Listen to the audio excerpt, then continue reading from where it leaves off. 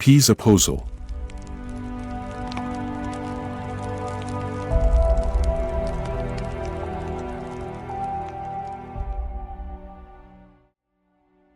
السلام علیکم ورحمۃ اللہ وبرکاتہ۔ نماز پنجگانہ پڑھنے والا اگر اس کے گھر کے لوگ اس سے ناراض ہوں، اگر کوئی شخص، میں کل پڑھ رہا تھا کہ اگر کوئی شخص جو ہے صدقہ کرے یا پھر کچھ اس طرح کا تھا اور اس کے رشتہ دار محتاج ہوں، اس کے قریبی لوگ محتاج ہوں، تو اللہ تعالیٰ میدان محشر میں اس کی طرف نظر رحمت نہیں فرمائے گا۔ سوچیں، ایک طرف عبادت کر رہا ہے، وہ نیکیاں وہ کر رہا ہے بڑی بڑی، مگر جہاں مین مسٹیک اس سے ہو رہی ہے، وہ مسٹیک کیا ہو رہی ہے؟ اس کے گھر والوں کو ابھی محتاج پڑے ہیں، اس کی سگی بہن محتاج پڑی ہے، اس کا سگا بھائی محتاج پڑا ہوا ہے، وہ ضرورت مند ہے اور یہ گھوم گھوم کے صدقہ بانٹ رہا ہے، ان کو دے رہا ہے، ان کو دے رہا ہے۔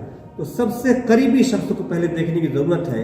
دل دکھایا ہے، گھر میں ماں باپ کو ناراض کر رکھا ہے اور موبائلوں پر سب سے معافی مانگتا پھر رہا ہے، تو یہ معافی مانگنا اس کا ایک بھی قبول نہیں ہوا، سب مار دیا جائے گا منہ پر۔ اس لیے زندگی کے ہر شعبے پہ غور کرنے کی ضرورت ہے، زندگی کے تمام حصوں پر غور کرنے کی ضرورت ہے۔ ہم سے غلطی کہاں کہاں ہو رہی ہے؟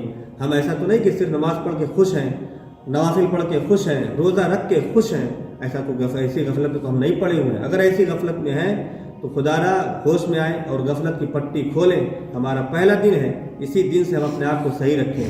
کس کس کا حق ہم سے مارا جا رہا ہے ہمیں پتہ نہیں ہے، ہم حق مار رہے ہیں پتہ بھی نہیں ہے، تو اس کو اللہ سے دعا کریں کہ اللہ ہمیں پتہ لگے کہ ہم سے کس کا حق جا رہا ہے، کون ہم سے دکھی ہے، کون ہم سے ناراض بیٹھا ہوا ہے۔ بہنوں کے ہاں کیا کیا بیت جاتی ہے، بھائیوں کو پرواہ نہیں ہوتی ہے۔ میں نے کئی ایسے نجی کیس جاننا ہوں میں کہ بھائیوں کی سیلری 1.5 لاکھ روپیہ ہے اور بہن سگی زکوٰۃ کی مستحق ہے، میں نجی طور پہ جانتا ہوں، سگی بہنیں زکوٰۃ کی مستحق ہیں، اور بھائیوں کی سیلری کسی کی 70,000 ہے، کسی کی 1.5 لاکھ روپے سیلری ہے، مگر کوئی خبر لینے والا نہیں ہے۔ یہ میری اپنی نجی جانکاری بتا رہا ہوں اور نجی معاملات کی بات کر رہا ہوں میں۔ اس لیے اپنے معاملات کو بغور دیکھیں، بھائیوں سے نہیں بنتی، بہنوں سے نہیں بنتی تو اور بھی راستے شریعت نے دیے ہیں، بائی پاس ان کی مدد کریں، بائی پاس صدقات کریں، بائی پاس ان کے بچوں کی دیکھ بھال کریں، سارا کچھ ٹھیک ہو جائے گا جب آپ کا اخلاق اور آپ کا کردار اچھا ہوگا۔ پھر نمازیں بھی اللہ کی بارگاہ میں بہت خوبصورت طریقے سے قبول ہوں گی۔